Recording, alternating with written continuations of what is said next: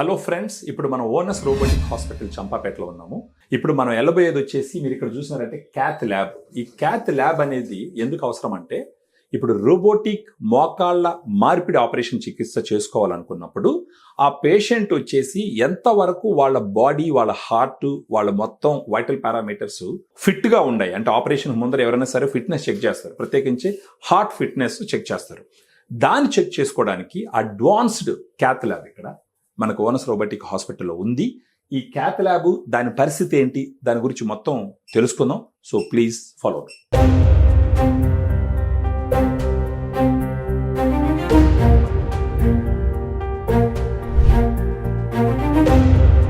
So మీరు ఇప్పుడు ఇక్కడ చూస్తున్నారు కదా, అంటే ఎన్ని డోర్లు ఉన్నాయి, ఎందుకంటే ఈ స్టెరిలైజేషన్ చాలా ఇంపార్టెంట్ వీటన్నిటికీ.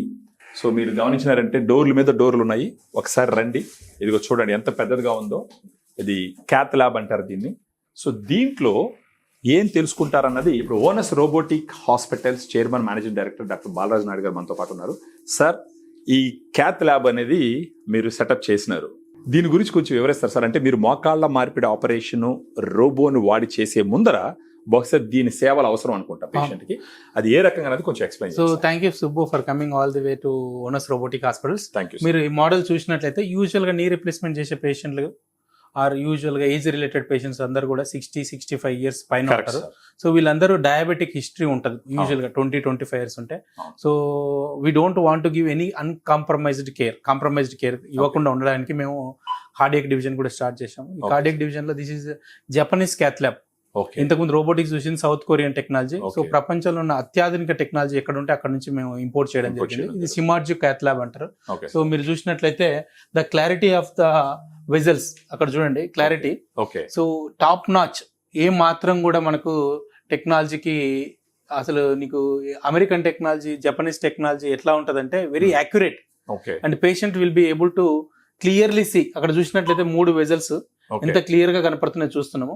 సో దీంతో పేషెంట్ కు యాక్యురసీ ఉంటది అండ్ కరెక్ట్ ప్రిసిషన్ చేయొచ్చా చేయలేదని క్యాత్ ల్యాబ్ చూస్తే తెలుసుకోవచ్చు. అండ్ మా ఇన్వెంటరీ కూడా చూసినట్టయితే మీకు కంప్లీట్ గా everything is available, what ever it is necessary, ప్రతి ఒక్కటి కూడా దాంట్లో ఉంది అన్నట్టు. సో పేషెంట్ మీరు ఇక్కడ పడుకోబెట్టి టెస్ట్ చేసినప్పుడు వాళ్ళ హార్ట్ కి సంబంధించిన కంప్లీట్ ఇమేజింగ్ అంతా అక్కడ కనపడుతుంది మనకు. సో దాన్ని చూసి మీరు అర్థం చేసుకుంటాం అంటే హార్ట్ ఎంత కండిషన్ లో ఉంది, ఎక్కడన్నా ఏదైనా బ్లాక్స్ ఉన్నాయా, లేదంటే ఆపరేషన్ చేస్తే హార్ట్ తట్టుకోగలదా, ఇలాంటివన్నీ దీంట్లో అర్థమవుతుంది సార్. కరెక్ట్. సో దాంట్లో చూస్తుంటేనే అర్థమవుతుంది మనకు, అంటే హార్ట్ లో ఉన్న విషయాలు కూడా మైన్యూట్ గా కూడా చెక్ చేసి వన్స్ పేషెంట్ కార్డియాక్ పరంగా ఫిట్ గా ఉన్నాడు అని మీరు నిర్ధారించుకున్న తర్వాతనే మీరు మోకాళ్ళ ఆపరేషన్ తీసుకెళ్తారు. Fantastic sir. So if you see now it is the console room, అంటే ఇక్కడ నుంచి ఆపరేట్ చేస్తారు అన్నట్టు. Okay sir. మనకు ఇదంతా కూడా ఇక్కడ కంప్యూటర్స్ చాలా ఉన్నాయి కదా సార్. ఇక్కడ నుంచి అదంతా కూడా రేడియేషన్ జోన్, అంటే హార్ట్ బీట్స్ అనేది ఎట్లా ఉంది అనేది. ఓకే. సో అక్కడ పడుకున్న పేషెంట్ ఇక్కడ మానిటర్ చూస్తూ ఉంటాం. ఈ మానిటర్ లో చూసి ఏదైనా ఇష్యూస్ ఉంటే మీకు చెప్తారన్నమాట. అంతే. ఈ రిపోర్ట్స్ వస్తాయి sir. Console room automated reports అన్ని కూడా ఆటోమేటిక్ వస్తాయి, 5 minutes లో జనరేట్ అవుతాయి. దాన్ని మళ్ళీ మీరు కార్డియాలజిస్ట్ మీరందరూ కూర్చొని ఆ కేసు డిస్కస్ చేసి పేషెంట్ తో డిస్కస్ చేసి ఏం ఇష్యూ లేదనుకున్నప్పుడు మీరు టేకప్ చేస్తాం. Once the procedure is done here, then we'll shift the patient to cardiac intensive care unit. So we'll have a look at our cardiac intensive care unit. Okay. ఇప్పుడు మనం already రోబోకి సంబంధించి మొత్తం తెలుసుకున్నాం. దాని తర్వాత అంటే అక్కడ ఆపరేషన్ పోవడానికి ముందర క్యాత్ ల్యాబ్కి వెళ్తాం. క్యాత్ ల్యాబ్ లో ఎలాంటి విషయాలు తెలుసుకుంటాం మనం ఇప్పుడు డిస్కస్ చేసాం. ఫర్దర్ గా క్యాత్ ల్యాబ్ లో వన్స్ పేషెంట్ ఫిట్ గా ఉన్నాడు అనుకున్న తర్వాత రోబోటిక్ సర్జరీకి తీసుకెళ్తారు, మోకాళ్ళ మార్పిడికి. ఆడ సర్జరీ అయిన తర్వాత ఏం చేస్తారంటే మీరు ఇక్కడ చూసారు అనుకోండి, కార్డియాక్ ఇంటెన్సివ్ కేర్ యూనిట్ ఉంది. సో ఇది కూడా one of the good intensive care, almost 15 bedded intensive care. ఇది ఎలా ఉందో మనం ఒకసారి చూద్దాం ప్లీజ్.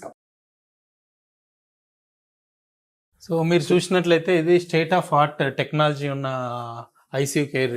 అన్నిటికీ మానిటర్స్ ఉన్నాయి. సో ఎవ్రీథింగ్ ఆల్మోస్ట్ 15 బెడ్స్ ఉన్నాయి మనకి ఇక్కడ.